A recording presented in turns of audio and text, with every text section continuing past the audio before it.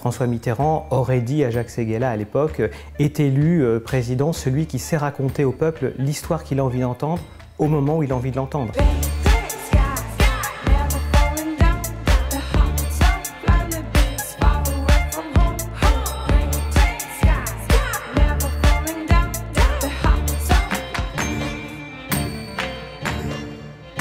Le storytelling, c'est une technique qui consiste à utiliser la connexion émotionnelle forte qu'ont les histoires au service de l'entreprise. Ça remonte à déjà 2500 ans, mais ça s'est cristallisé assez récemment dans le domaine de l'entreprise. Et on parle de communication narrative aussi parce que, précisément, le pouvoir de la narration, c'est que l'émotion vous rend plus réceptif. Et ce n'est pas l'émotion contre la raison, comme on le réduit quelquefois, mais c'est l'émotion avant la raison.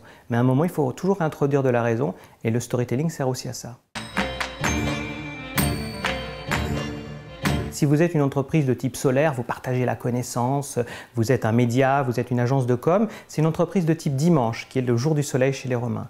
A l'inverse, vous avez le lundi, qui est plutôt la lune, et la lune n'est éclairée que par la réverbération du soleil, et c'est des entreprises beaucoup plus discrètes, dans un besoin de reconnaissance, ou le B2B par exemple, qui n'a pas de visibilité vis-à-vis du client final.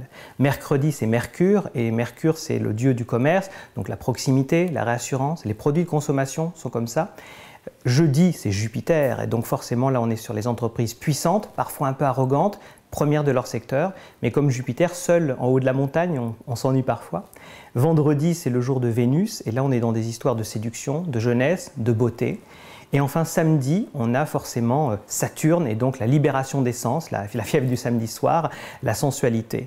Et donc on s'aperçoit que très naturellement, les entreprises appartiennent à l'une de ces typologies qui sont des cadres et pas des carcans.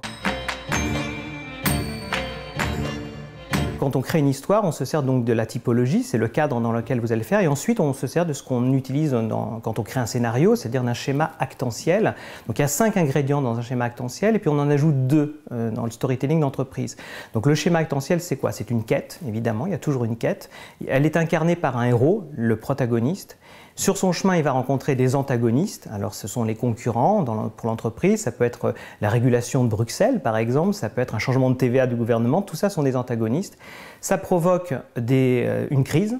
Parce qu'il n'y a pas d'histoire heureuse, disait Tolstoï au début d'Anna Karénine. Toutes les familles heureuses n'ont pas d'histoire. Seules les familles malheureuses en ont une. Donc, vous allez vous créer une critique, à un moment une crise, et la résolution de cette crise constitue le but du storytelling. À ça, il faut ajouter 2 ingrédients qui sont spécifiques au storytelling d'entreprise. C'est d'une part le recours à la raison, contrairement à l'histoire que vous racontez dans un roman. À un moment, il faut réintroduire de la raison parce que le but du storytelling, c'est de vendre, il ne faut pas l'oublier. Et la dernière chose, c'est la continuation de l'histoire. Il n'y a pas de happy end, forcément, parce que sinon on s'ennuie. Il faut savoir, quand on ferme un chapitre, en ouvrir un autre. Et dans le storytelling, il est important, si votre histoire, vous lui avez donné un but, une quête que vous avez atteint, d'ouvrir le chapitre suivant. Storytelling, il existait avant l'écrit, et son média naturel, c'était le chant oral. Et puis l'écrit lui a donné une vision un petit peu verticale, on s'exprime et on descend, ce qui s'incarnait aussi dans la publicité. Aujourd'hui, on retrouve les origines du storytelling grâce au digital, grâce au 2.0, grâce aux tablettes tactiles. On est devenu à nouveau horizontal, c'est-à-dire qu'en fait, les nouvelles histoires qui se créent sont des histoires qui mettent en scène aussi bien le narrateur, donc c'est l'entreprise, que non pas le spectateur, mais le narrateur, donc le public auquel on s'adresse, qui est traité désormais à égalité.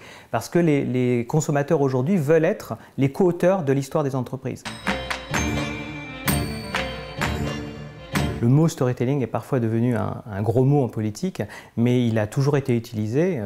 Le premier utilisateur du storytelling, vous savez, c'est Ramsès II, qui faisait croire qu'il avait gagné des batailles en laissant des stèles indiquant qu'il avait gagné. Et comme les civilisations qui, en fait, l'avaient vaincu à l'époque ont disparu, on a retenu sa version. Donc, j'allais dire, avec plus de 3000 ans d'histoire derrière lui, il a encore une bonne fortune en politique. Il n'est ni de droite ni de gauche, mais il est plus facilement revendiqué en général à droite, où l'appropriation de termes de marketing en politique est plus facile qu'à gauche, où ça reste très souvent encore quelque chose qu'on évite de dire, mais qu'on pratique. Le cas Steve Jobs est très intéressant parce qu'il pose la question de la confusion à un moment des histoires entre le fondateur de l'entreprise ou son patron charismatique et de l'entreprise. Il y a 3 sortes d'empires, vous savez, il y a ceux qui s'écroulent au moment où le fondateur disparaît parce qu'il ne tenait que par sa personnalité. c'est Alexandre le Grand, c'est par exemple dans l'entreprise Richard Branson et Virgin. Vous avez aussi d'autres empires, à l'inverse, qui peuvent tenir parce qu'ils sont bâtis sur le culte de la personnalité du fondateur, et même après sa disparition, comme ceux qui lui succèdent continuent à pratiquer la même religion, il peut pendant un certain temps faire effet. C'est par exemple ce qui s'est passé avec l'Union soviétique, où elle a mis 40 ans à s'écrouler après Staline. Et puis, par exemple, dans une entreprise, c'est le cas de Disney, qui a décliné après la mort de Walt Disney, mais pendant 20 ans a quand même continué de fonctionner jusqu'à sa reprise par des nouvelles personnes qui l'ont relancé. Et le troisième cas, c'est plutôt Charles Quint. C'est celui qui est arrivé et qui choisit de se retirer avant l'heure. Charles Quint, une fois qu'il a eu conquis une grande partie de l'Occident, s'est retiré dans un monastère, a laissé à son fils le soin de continuer, et l'Empire austro-hongrois a duré 4 siècles, parce qu'il a su dès le début mettre en place un système à la fois fort et souple, fort sur certaines valeurs de l'Empire, et souple parce qu'il fallait forcément évoluer, le protestantisme était arrivé. Et ça, c'est le cas dans l'entreprise, par exemple avec Microsoft, où Bill Gates a su se retirer de son vivant et voir comment l'entreprise peut lui succéder, ne s'interdisant pas de donner des coups de pouce s'il y a besoin.